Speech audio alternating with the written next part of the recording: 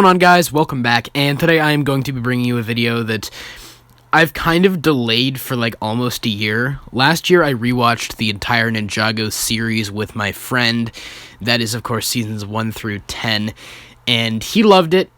I really enjoyed rewatching and seeing how well a majority of it still held up, but we never got around to making a ranking video. We were going to do a ranking video where we each shared our different rankings. They were very similar, but there were some slight differences. And on my recent Zane video, someone suggested that I do this ranking video. So kind of reinvigorated me, gave me that motivation that I needed to actually get this video done. So this ranking will consist of the pilots, the first 2 episodes of the series, seasons 1 through 10, as well as Day of the Departed, because they never made anything past season 10. That never happened. Anyway, let's get started with number 12. Now, at number 12, no surprise here, we have Day of the Departed, the 40-minute TV special that aired in 2016. And this is commonly known as one of the worst Ninjago pieces of media ever produced. And it's just because the narrative, the plot, feels really mashed up. Like there's no real consistent through line throughout this TV special. It's about the former villains being resurrected and coming back to fight the ninja, but it's also about Cole dealing with his ghost problems. And Master Yang, who apparently is just a sympathetic villain, even though he is implied to have killed his own students in the past. So it's kind of hard to feel bad for him or root for him at all. And it's just a mess. It's a total mess. It assassinates characters such as Pythor, who just randomly walks into the Ninjago museum and then just decides that he wants to go, like, attack the ninja for no reason after getting a redemptive arc at the end of Season 4. That's one example. The only real good thing is that they didn't contradict Moro's character, because Moro comes back and rather than fight them, actually does end up warning them and ends up kind of ultimately helping them by the end. Which makes sense considering that he saw the light at the end of Season 5. So that's one of the kind of examples where they did not contradict a character. But most of the other characters, they just have no idea basically what happened. And this kind of started the downward spiral of Ninjago for the remainder of the next couple years, 2016 going into 2017. There was just kind of a decline in the quality of Ninjago content because of the fact that the Hageman brothers, the original writers, stepped away from the series, and they introduced some new writers who I just feel don't understand Ninjago like the Hagemans did. So, yeah, no surprise here. Day of the Departed is at number 12. Now, at number 11, we have Season 7, Hands of Time. And this is just the most nothing season of Ninjago. Like, nothing happens in this season. Like, it doesn't feel like anything of consequence happens until the end, where Wu gets, like, lost in time or whatever, which is the only element that really ties into the future seasons being kind of a major element in Season 8. But it just feels like nothing happened. Once again, these writers feel like they just came out of nowhere and were almost rewriting Ninjago. Like, it feels like they're almost kind of starting from square one. The characters feel like they're not in line with their past selves at all. In Season 5, for example, Nia decided to take up the mantle or take up the role of the Water Ninja. Despite how much she loved the role of Samurai X, she decided out of a sense of responsibility to become the Water Ninja. But in this season, when someone else takes on the mantle of Samurai X, she is for some reason pissed off about that. It feels like the writers just don't know what they're doing. The villains are just, like, really weird. Like, it's just kind of, another example of kind of, like, these guys existed before and we never heard about them. It's just, like, time travel they didn't need to bother with, because they already tried, and it kind of created, like, well, the time travel episode in Season 2 is fun. It's still kind of, contradictory of a lot of things, and it's just, like, not a great idea for Ninjago. I don't feel like time travel is a good concept for Ninjago just as a series. So they play around with that a lot. It doesn't really work, in my opinion. It just, I don't know, just not very good. The villains are just bad. They're just not very interesting. They set up in season 4 this aspect to Kai and Nia's past and what was going on with their parents. And in this season, they basically just established that they abandoned them for no reason. And allow me to explain. They show in this flashback that, Kai and Nia's parents are working at the blacksmith shop, and Kai and Nia are children. And basically, one of the time twins, I think it's like Crux or whatever, just basically like threatens them with like a sword and is like, come with me, and they're like, oh, okay, and they just abandon their children, even though they're literally elemental masters. They're basically superheroes. They have like flame and water abilities. Like, this guy doesn't have any powers because they absorb their powers in the time blades or whatever, so they have no powers. Then this whole interesting plot element they set up in season 4 is just reduced to their parents abandon them. And then at first, there's like Kai's kind of arc in this season could have been interesting. Like, he feels as though his parents betrayed them. There's this really great scene where he ends up attacking his father out of rage because he feels like he abandoned them and that his parents betrayed them. But then it just turns out they were only used. They didn't do it of their own accord. It would have been really interesting if they had gone that route, that Kai and Nia's parents literally were traitors, and they just kind of, they abandoned them, and they joined the bad guys or whatever. Like, that could have been interesting. And that, I don't know, that they sold out the elemental masters or something. But they just decide to be like, oh no, they're just sympathetic. They're just misunderstood. They just abandoned their children for no reason. Like, it would have made more sense if they left of their own accord and there was kind of an element of betrayal. But they didn't go that route. They were just sympathetic. So that whole arc just ultimately amounts to nothing, and then Kai and Nia's parents never come back. So just nothing from this season is memorable or impactful. There's some really terrible elements. Like, my friend and I, we have our favorite moment is when the ninja are riding through the desert in this chase scene, and one of the villain snake guys goes, "Snakey, snake, snake!" I think that's all that needs to be said about Season 7. Now, coming in at number 10, we have Season 3, Rebooted. Now, Rebooted is not a very good season at all. And I do have a little bit of sympathy and kind of understanding for why it turned out the way it did. Ninjago was originally canceled after Season 2, or it was supposed to end with Season 2. So the fact that it continued was unexpected. They didn't have enough time. This is the shortest season, well, except for March of the Oni. But it's only 8 episodes. The story feels kind of rushed.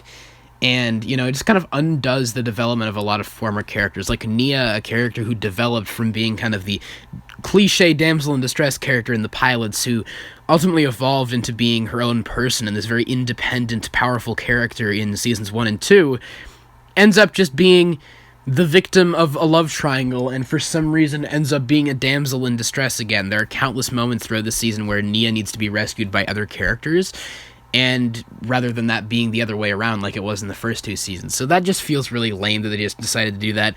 They introduced this stupid love triangle with Cole and Jay that is pointless and ultimately goes nowhere. They were able to kind of make something good out of it in Season 4 with Jay and Cole ultimately, resolving their kind of feud, which was actually really well written there, but I don't know why they even wrote that in the first place. The villain, the Overlord, doesn't really work as a threat on his own. He worked in Season 2 because he was the manifestation of Lloyd and Garmadon's relationship, and all he did was amplify that. So he worked as an object. He doesn't work as a character on his own because he's literally just the embodiment of all evil, and he's not really I don't feel like he's a good threat because he just basically keeps getting beaten throughout the season, and only because of other kind of characters like Pythor is he actually able to achieve full power by the end of the season before shortly being taken down by Zane. So he just doesn't work. The pacing is really clunky. Like I said, the Overlord basically just keeps getting beaten and by chance or happenstance ends up surviving. And that's really lame. The only thing that really saves it is everything with Zane.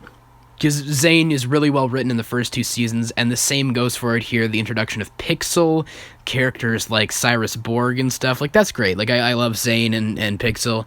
I love Zane. He's really well developed here, except for the fact that they, for some reason, decided to kill Zane's dad off screen, which I still don't see the point in them doing, but that's besides the point. You know, that's good. The stuff with Lloyd and Garmadon is good, and ultimately amounts to a really emotional sequence in Season 4 when Garmadon ends up sacrificing himself, and kind of the elements where Garmadon is teaching Lloyd and stuff like that is pretty interesting. But besides that, the season's just weird. It's clunkily paced, the villains don't really work, you know, the only reason it's really, like, I mean, but it's, like, it's still kind of watchable, right? It's like, it really is saved by Zane's role, and, like, that scene where Zane sacrifices himself. In, you know, like, viewed on its own, that's a fantastic scene. But everything surrounding it just isn't very good. Like, the season as a whole is really messy. But I'd still rather rewatch it, like, instead of Season 7. Like, Season 7 I just find boring. This at least does have elements of entertainment and real kind of emotional maturity to it. Like, it actually has those elements with Zane. Kai's speech at Zane's funeral at the end, like, honestly kind of brings me to tears. Like, it's really well done. It's just, you know, the whole season as a whole, like, the plot and everything, it's not very good. So Season 3 is at number 10. Now, at number 9, we have Season 0, technically, because it's not really a season. It's not really regarded as a season, and it's one of the only things that's not on Netflix from Ninjago, which is very weird, because Day of the Departed and the 10 seasons are on there, but not the pilots, which I find weird. But the pilots are just, they're fun. They're iconic. They're nostalgic. They're the original Ninjago thing. When I watched this when I was younger, I just thought it was the coolest thing ever, and I would just watch it over and over again. I just thought it was awesome. And, you know, it doesn't quite reach the level of, like, maturity and depth that the show eventually reaches. The plot is very conventional. The characters are basically just caricatures, and they aren't very, you know, they aren't, like, you know, super developed yet, but we do have it to thank for the rest of the series that follows. You know, I guess the villains aren't super, like, interesting yet. Like, Garmadon, Samu Kai is pretty conventional. But there are some really iconic moments, like the Tornado of Creation, which they ultimately call back upon in March of the Oni. March of the Oni and this are kind of heavily tied. But there's really nothing wrong with the pilots. They're just very formulaic and predictable. And, you know, we do have to appreciate it for everything that follows. And it contains the best line in the series. Allow me to explain. In the finale, there's the scene when Garmadon is basically leaving through this, like, portal, and then Wu shouts after him, but you can tell that it's not Paul Dobson who voices Sensei Wu. So it's someone else who dubbed over the line because they couldn't get him or something. So he just shouts after Garmadon, "Father would not want you to do this, brother." Best line in the series. Now, at number 8, we have Season 2, The Rise of the Green Ninja, or whatever. I'm not even really sure what the name of this season is, because it kind of has gone by a bunch of different names. Now, this season is really confusing, because part of it, like, half of it, is really, like, you know, inconsequential. Nothing really happens there. And the reason for that is because they released these episodes in between the time when they were going to release the Season 2 sets, which weren't coming out yet. So they basically had to, like, fill time. So these are kind of, this is commonly known as, like, the filler season, or, like, the half filler season. And I don't really find there to be anything necessarily wrong with these filler episodes. Like, they're just kind of fun side adventures in you know, the Ninjago world, which I don't really mind. But because of the fact that when the plot starts going, they only have half the amount of time to, like, start it, or to tell the actual main plot, a lot of it can feel rushed. Like, Lloyd's mom abandoned him when he was a child, and he meets her again, and ultimately gets over his distaste for his mother, who abandoned him when he was basically, like, a baby, in, like, 10 minutes. which is just really stupid. That they needed to develop that more. It's really stupid how he gets over that so quickly. Her reasons for leaving him were really pathetic. Just, oh, I had to stop the prophecy from coming true, and I didn't figure out how to do that, and they kind of just failed to actually stop the prophecy from coming true. So, yeah. It's just, there's a lot of, like, silly elements there, and but it still has some good elements to it.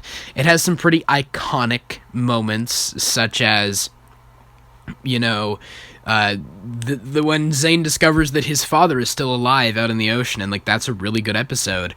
The scene in the Temple of Light, when, like, Lloyd unlocks his Spinjitzu abilities or whatever, and all the ninja get, like, their new uniforms and all that, and it's kind of this very, mythic feeling scene. Like, it feels really cool. Like, that's a really cool scene. It's just ultimately, like, the battle at the end feels kind of boring. Like, Lloyd just kind of goes to the top of the tower, and he's just like, I've come here to fight you. It's like, yeah, dude, like, what do we think you were gonna do? Like, what do you think this guy thought you were gonna do, climbing to the top of the evil dragon tower? It's just, it's really dumb. I'm really glad they got a new voice actor for him in season 8. But, it's not terrible. It draws an okay conclusion. Like, considering that this was the original conclusion to the series, it does draw a good conclusion for the story of those original 2 seasons. But there are better things that follow, and ultimately it kind of just gets cut short because of the fact that it only really had half the length of the first season to actually tell its narrative. Now, at number 7, we have Season 10, March of the Oni. Now, this one's a controversial one, I know. I know a lot of people don't like this one, and I really like March of the Oni. I don't understand the hate for it, because a lot of people say it feels rushed because it's only 4 episodes, and they wanted to, like, make it, whatever, reach the 100th Ninjago episode. But to me, this is, like, the most satisfying type of conclusion they could have drawn for the series. Like, they give most of the characters a role in some form, except Zane.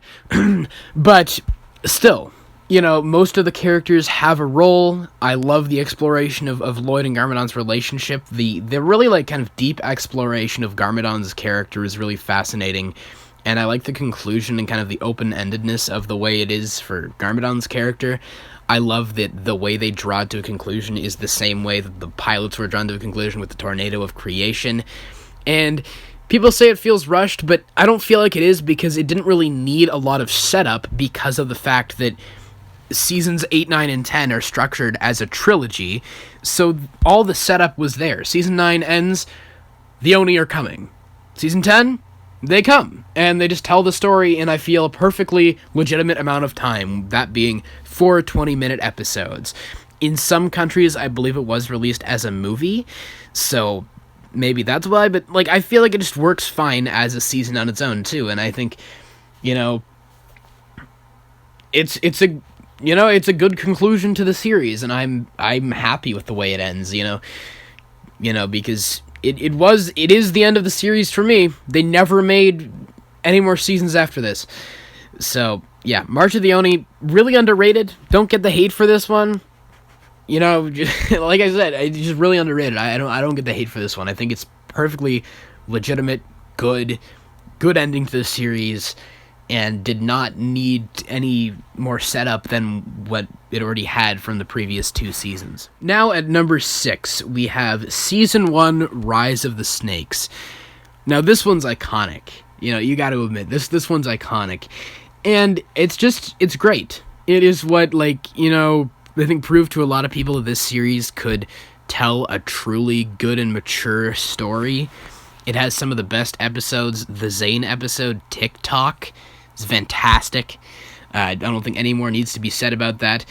And I just feel like it's perfectly good. It's just solid. Like, there's nothing really wrong about it. It's a good introduction to the series, like, besides the pilots. It really does explore each of the characters in their own unique way and gives them stuff that can be built off of in future seasons, and is also just solid in its own right. It has a lot of great elements.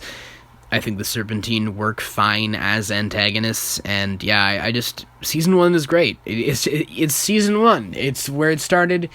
It showed a lot of people what this show could truly accomplish, and, you know, there's not more that can really be said about it. It's great. It's a great season and introduction to the series. Now at number 5, we have Season 5, Possession. Now, this one is kind of like, I feel like it's kind of controversial. Like, people are somewhat mixed on it. And I can understand both points of view. I think it's solid, though. I think it's really good.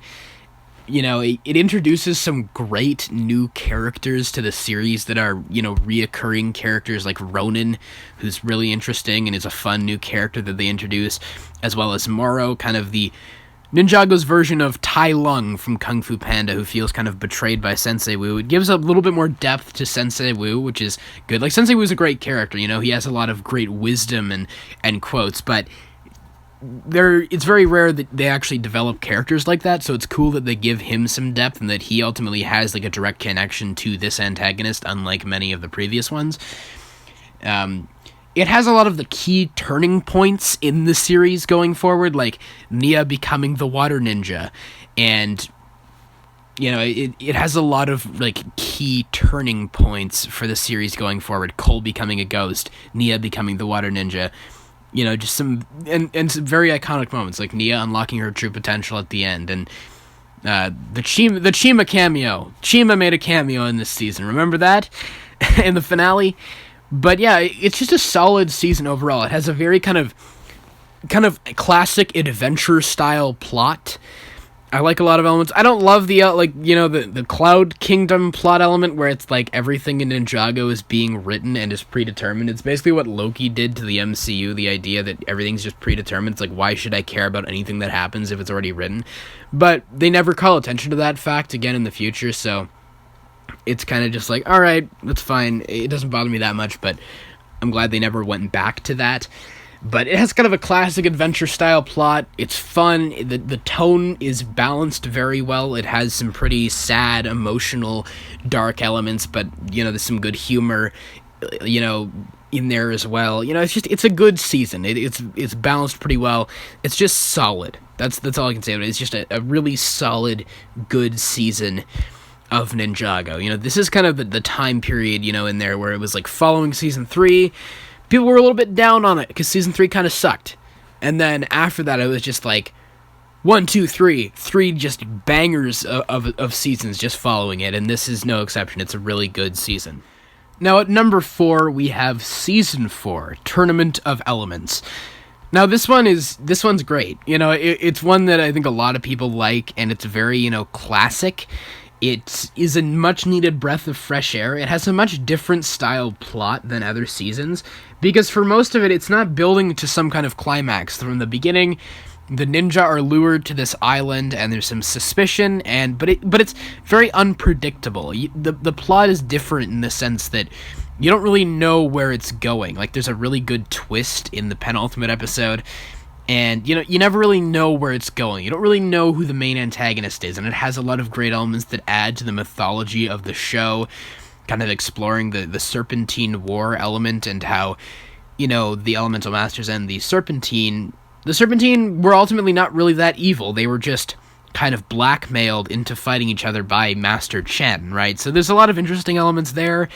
It has a lot of good drama in there, especially with the introduction of, you know, the love triangle between, well, Garmadon and Wu and Misako, which was there before, but we didn't know this kind of element that Garmadon basically stole Wu's love letter, and the reason that Misako fell in love with Garmadon was because of Wu.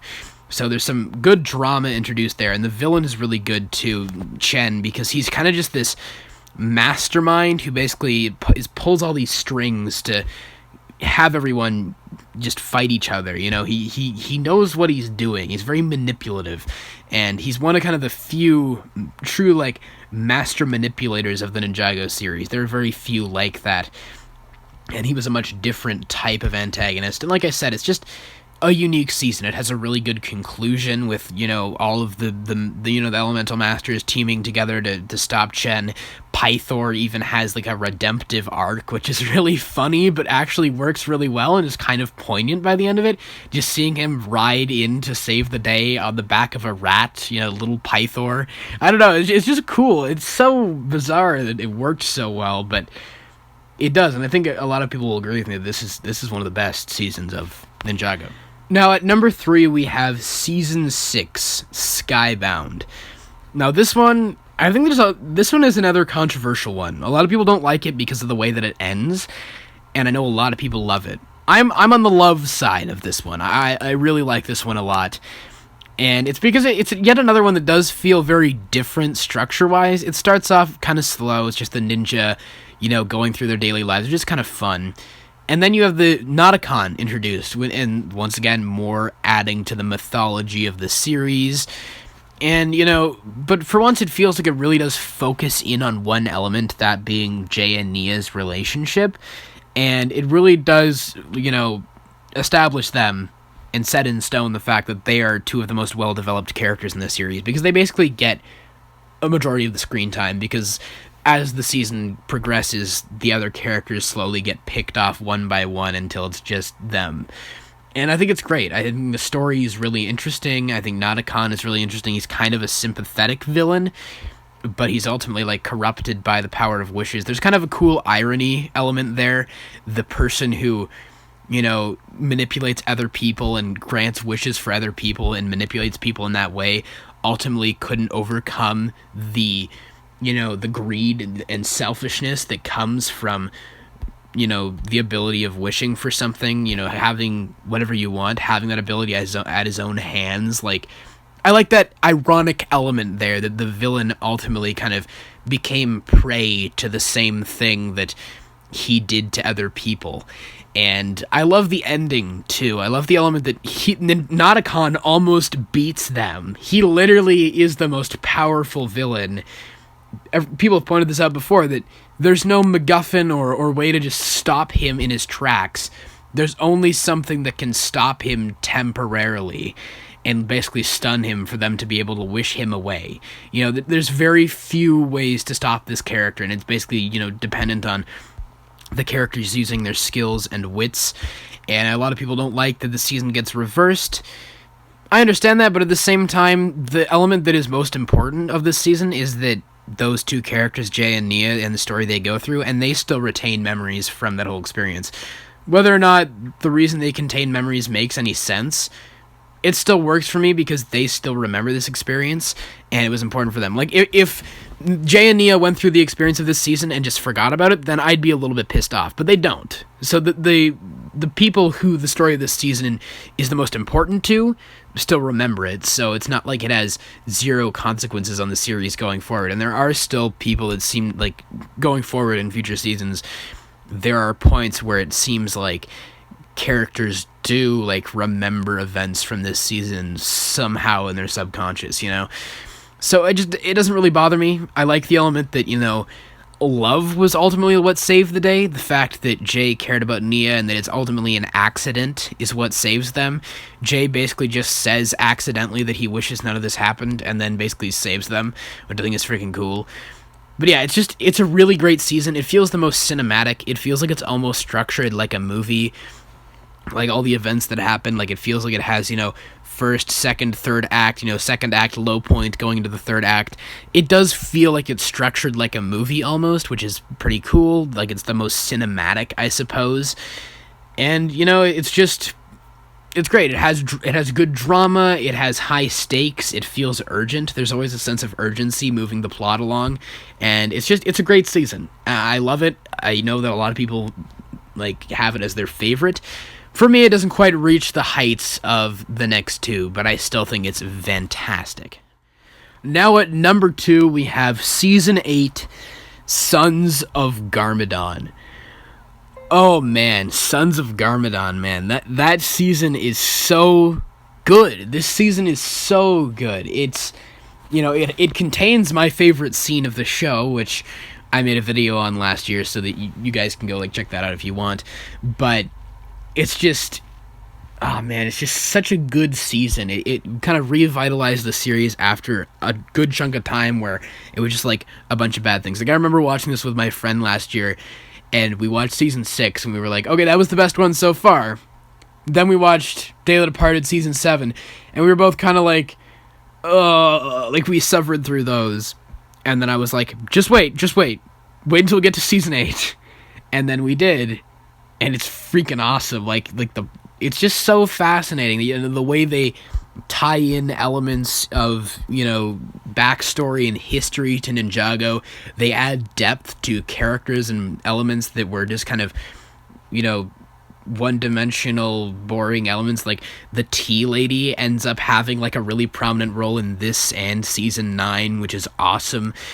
And, it's just exciting. It has, a really exciting pace to it. It has a lot of fun moments, and it's unpredictable. You don't really know what it's building towards. Well, I mean, that's not really true. Like, what the biker gang, what the Sons of Garmadon are trying to do, but you don't really, know how it's going to play out. And it's really crazy that by the end, they ultimately aren't able to stop the Sons of Garmadon, and that's because they kind of had this seed within them, Harumi, who's just able to manipulate Lloyd in this way. This season really makes Lloyd into a character and not just a MacGuffin chosen one person. Like, he actually has a real character, and they explore him in a really deep and fascinating way. It deals with a lot of dark themes, like Garmadon coming back, just being this murderous, rampaging monster, and Harumi is fascinating. Like, she's basically like Nauticon and Shen, but done like way better, like cranked up to 11. It just has such great writing throughout it. And yeah, season 8 is just, it's so great. It's an amazing season, and it sets up the story for the next 2 seasons really well. But in my opinion, it just doesn't quite measure up to number 1. Now, you guys probably saw the way this was going, and probably, knew this was coming. But at number 1, season 9, Hunted. Man, okay, this season, this is so good. This is such a good season. Now, I was really struggled between which one was better, season 8 or season 9, because season 10 is great, and it's a great conclusion to the series, but it is short, so it doesn't quite tell as much of a complete, full story. But like I said, I don't feel like it needed to, because the setup was so well done by these 2 seasons. But for me, this season is just so great. I like the way that they have these 2 different storylines. The element with Lloyd and the ninja in the First Realm, I think it's called, and then you have Lloyd and Nia and their group like on the run. Like, the season has a real feeling of desperation to it. It has, in my opinion, the most engaging plot line, because you have our main ninja team like Kai, Jay, Lloyd, or Kai, Jay, Cole, and Zane are stuck in the First Realm. Actually, forget about Zane. He doesn't even do anything. But you got them. You got young Master Wu, which is another great plot element introduced in season 8. In this one, the element of Master Wu basically being taught by Cole. Like, I love that they actually finally gave Cole like a really good character arc, and you actually really get a good exploration of Master Wu. And you have this character, Iron Baron or whatever, in the First Realm, who's kind of the opposite of Sensei Wu, and I really liked kind of the questions of morality that are brought up there as they go on their quest towards the end of the season. And then you just have, this really dark element of just Lloyd and his team just trying to survive, basically, on their own in basically the destroyed city. Like, it's almost like a post-apocalyptic setting, which is like really kind of dark for the Ninjago series, but it is the darkest season. People die. Mr. E, the Nindroid guy, who they never developed, who could have been Echo Zane, but anyway, that's a mean thing being said about this season. I'm supposed to only say nice things about it. He dies, Harumi dies, and Harumi has a really great full character arc, which I loved. The way that, the thing that happened to her as a child, this, the same thing is happening now, and it reminds her of that. And then it kind of shows her that she went down the wrong path. Like, throughout the season, there are just subtle looks and hints from her character that she feels as though maybe she did not make the right decision by resurrecting Garmadon, and then as her last action, she decides to almost remedy her greatest mistake, which was going down the dark path she did following her traumatic childhood where her parents died. I love that. I love her character arc, and, I love like I said, Mistake dies, which is pretty dark, but I love that they explored her, and just, once again, all these elements of backstory and history added to the series are just great, and the finale is just super exciting with the ninja coming back, and just all the elements from the season, or the prior season and this one just coming to a head. I love that Lloyd beats Garmadon by not fighting him, by using, well, first of all, the tactic that Garmadon taught him all the way back in Season 3, the Art of the Silent Fist, which is freaking awesome. But, just has, I always love that kind of like, I won't fight you. The way to defeat your enemy is just not fighting them. Like, I love that, like, that's something that I love. Like, we need more of that because, like I said, I'm getting so sick of all these movies nowadays, not just superhero movies, everything. It has to end with a superhero shooty shoot, punch, lasers, fight. But I love that this season ends, and the way that Lloyd beats the bad guy, unlike prior seasons, is not like just shooting lasers at each other. It's Lloyd realizing the way to beat his enemy is to not fight. And I love that. That's so great. It's just so awesome. And as I said, it's just all the characters are in a dark place. Like, there's just so many great moments, and that setting makes for a lot of great moments of hope. Like I said, I always love kind of those moments of hope, like when Lloyd breaks into the news station and gives that speech to the city to stand up. Like, I love that. It just has all those like themes that I dig. Hope and standing up. I don't know. I always love that. And Lloyd's character is the best he's ever been. And, it just, the ending has a great element to it where it is kind of like a happy ending, like they won the day, but there's also kind of that looming sense of dread of the Oni arriving, which happens in March of the Oni. Like, it just strikes a perfect balance tonally, and thematic-wise, it works for me, character-wise. It's just so fantastic. It's such a fantastic season. I was blown away by it back in the day, and I'm still blown away by it now. I will probably continue to revisit it. I did a review on this season like years ago, and I said it's my favorite season. And when I re-listened to my review, I was thinking to myself, when I rewatch this, I'm probably going to be wrong. And I wasn't. It's the best season, in my opinion. It's still the best season. It's my favorite. So with all that said, that's pretty much it. That is why Season 9 Hunted is my favorite season of Ninjago. Now, with all that said, that's pretty much it for my ranking of all of the Ninjago Masters of Spinjitzu seasons. And the reason I say that is because this is Ninjago Masters of Spinjitzu, to me at least, is seasons 1 through 10, counting Day of the Departed and the pilots, because I watched the seasons they made after that, and they just don't feel like Ninjago. They don't have the same spirit. I feel like they're just basically an excuse to keep the brand going. I already made a video about that earlier this year, if you want to check that out, but it's just not for me.